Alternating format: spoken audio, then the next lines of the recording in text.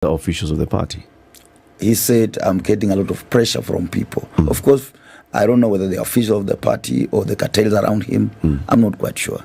This clearly shows that you and the president speak regularly. We used to before elections. But after elections, I think that was the first phone call he called me to tell me that I should perhaps be leaving the party. Okay. Yeah. But that must not be the first meeting that you've held with the president since he assumed office. Yeah, that was the first phone call. We have not been communicating. In fact, communication was cut immediately he became the president. Okay. Party, you have met as a party, as leadership of the party. Have you not? Since after the election. No, we meet only to come and rub stamp some things that have happened. You know, the party, we don't meet to... Like the other time we met was to come and accept Malala is given. So was the president... Can we assume that the president was actually calling you to try and persuade you to see his side on why he needs, for example, the kind of proposals that he's put forth to run the government and deliver on the UDA manifesto? No.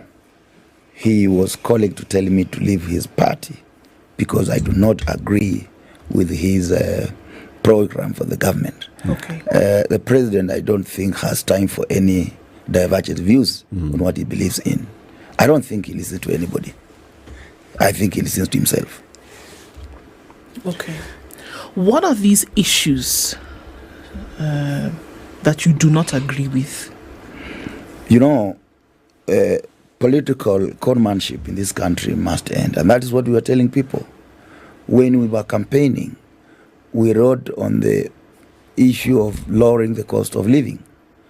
And we said one of the things we are going to do was to remove the 8% on VAT. You know, petroleum products are taxed in Kenya up to around 60%. So we told the people that we remove VAT from petroleum products to lower the petroleum product, and then the net effect will be the lower the cost of living, because petroleum products affect our production in all aspects. Now today we are telling people, no, we are not going to lower, we are going to double it. Now where Uhuru left it from 8% to 16%. We told people that we will do affordable housing programs and create employment. We never said that we are going to use workers' money to do those affordable housing. Because if we told workers that we're going to remove 3% from your salary to do housing project, then workers will not have voted for Kenya Kwanza. So we deceived them. We deceived the Kenyans. And that's why I'm saying politicians must stick to what they promise to their own people. Not when you are now in office and you start doing your own things. Me as Panyako, I will not be supporting. Let me take you back a few steps, Seth, even before, because you were here before the election, when the campaigns were in full swing, full throttle. You said a number of things. You pushed for it.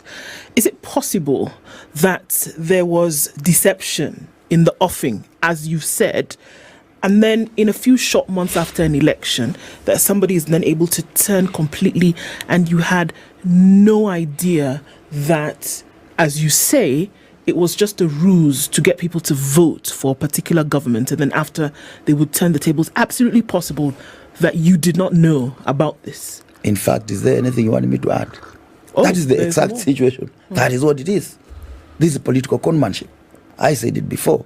You tell somebody that you tell Kenyans, we reduce the cost of living by ensuring that VAT on fuel is removed.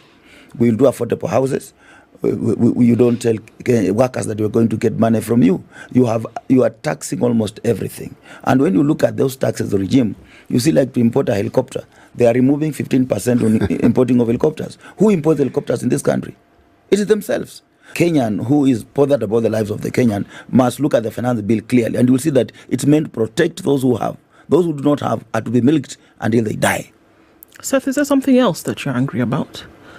Very many things. You know, I'm a member of the National Executive Council of UDA.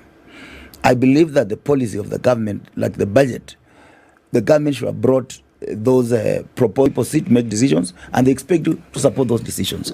Workers of this country are being overtaxed. Look at the National Health Insurance Fund.